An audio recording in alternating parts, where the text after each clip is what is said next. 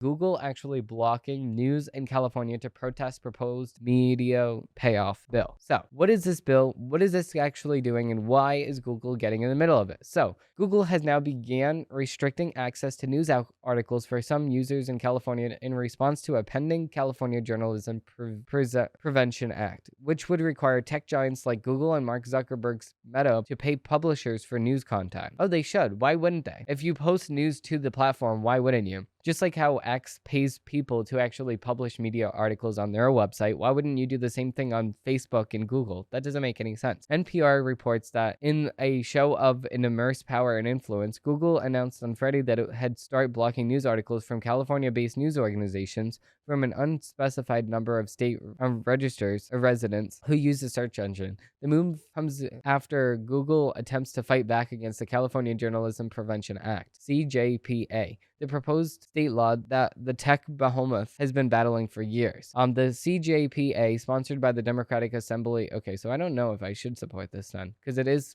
backed by the Democratic Assembly member Buffy Wicks, aims to provide support to California's struggling news industry. Okay, so yeah, you know what? I don't think that we should really save these news companies that are in California. I don't.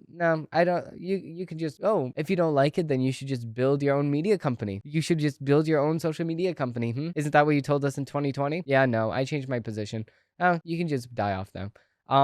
The media companies aims to provide support to California's struggling news industries. Over the past decade, at least 100 news organizations in the state have closed their doors. Wow. And most of these are liberal. So, oh well. And nationwide, more than 20,000 media jobs were cut in 2022 alone. Advocates of the bill argue that it would ensure basic fairness by requiring platforms like Google and Meta, which have amassed huge profits from digital advertising, to pay the news content they utilize. It bears some semblance to the national JCPA, a media cartel bill that Democrats and establishment Republicans keep reassuring from the dead in a relentless quest to control independent media. However, Google has strongly resisted the bill, claiming that media being subject to what it calls a link tax for connecting California residents with news articles is unworkable. In a blog post, Google executive Jaffer Jaddi stated that the CJPA may result in significant changes to the service we can offer to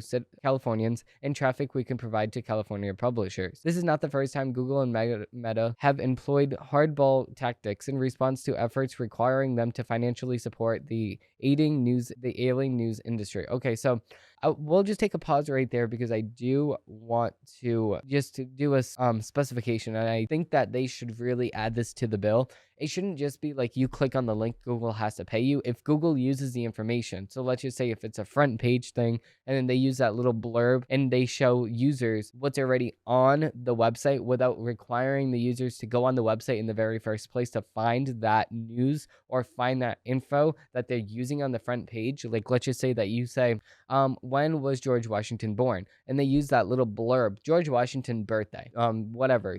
That would be that blurb that they would use that would require you to not go on the website in the very first place. That would be a little bit different. Of course, if somebody was to go on the website, they can make the advertisement, like let's just say if you were to look on the right or the left of or the top or the bottom of every single website, there's a bunch of ads. Of course, when you go and click on the website, they get money for those ads that are shown to you. So if you're not going on the website, they lose out on the money and you still use their information that they're reporting. That's something totally different, and Google should be at least giving a percentage of what they, like, let's just say if they're counted at like 5 cents per view, because then it'll be like millions of views, so then they can just reap the benefits of that. But if Google's actually just showing the link to people and they're clicking on the link and then they're going back and clicking on a different link and going back and clicking on a different link, because when I do my research, I go and click on at least 50 articles. So Google's not going to be paying all of these media providers 5 cents per click. It wouldn't be making much sense to Google. Google would start charging us to use their service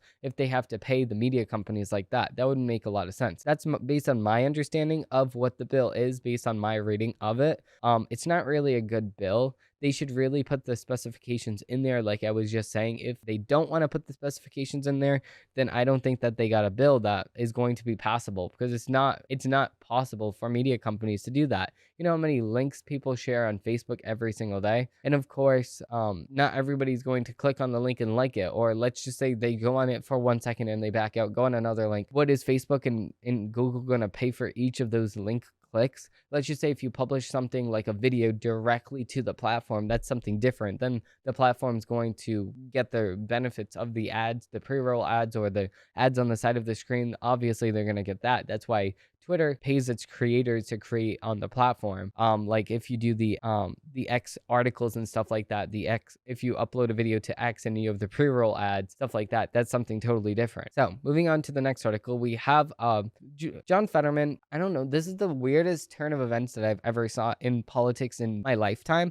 John Fetterman started out as a very bad leftist person that had just a stutter problem. He doesn't really make a lot of sense. Now he's turned into, as his mental health has gotten a little bit better, he's come into fruition with the Republicans a little bit more, and he's actually agreeing with us a lot better. So Fetterman blasts Biden for not standing firmly with Israel. I do not agree with the president. Senator John Fetterman slammed Joe Biden over the weekend for not standing firmly with Israel after Iran launched an unprecedented attack on the country on Saturday. Fetterman made his remarks during the Sunday interview on CNN while discussing 185 one-way suicide drones, 110 surface-to-surface missiles, and 36 cruise missiles that Iran directed at Israel. He said that it is astonishing that we do not stand firmly with Israel, and there should never be any kinds of conditions and all like that. When a nation can launch hundreds of drones towards Israel, I'm not going to be talking about conditions ever, he said, later adding that he supported Israel killing Iranian general in Syria a couple weeks ago. President Joe Biden reportedly told Israeli Prime Minister Benjamin Netanyahu on Saturday in the United States would not support an Israel counterstrike against Iran. Yes. But then John Fetterman said, I do not agree with that. And I just think that we should follow and have Israel back in this situation. He said, I do not agree with the president. Okay, so I can see both sides of this. Obviously, Joe Biden does not want this to go into a world war, because if Israel attacks Iran, then Iran's going to try to attack Israel, and the United States is backing Israel, so they're going to have to get into a war. And then Russia already said that they're on the team team Iran, so is Saudi Arabia. And then the United States is going to get involved. So then the United States, Canada is going to get involved. The United Kingdom is going to get involved. Australia is going to get involved. Hawaii is going to get involved. That's just everything that I have on the top of my head. But then that's just a world war. Boom, boom. Everyone's just firing, a lot of killings. That's not good. Obviously, I will never say that we need a world war. I will never say that. But I think that Israel deserves the right to attack back. But at the same exact time, you can sit here and say, well, not that much happened. They knocked down 99% of the drones that was fired from Iran. So it's not the worst situation. It's not like there was a mass killing spree over there. It's not like all of their buildings were shot down to the ground. But we need to replenish the Iron Dome so they can stay safe. And then they need to just punch Hamas in the jaw. That's what they should do, because of what the person that's supporting Hamas has done to them. That's what they should do. Because it's not a direct attack on Iran. It's just an attack on one of their proxies. So I don't know how Iran will take that, but they should definitely punch Hamas in the jaw because of that situation. That's the outcome that should happen, since this event was not that bad. Thank God.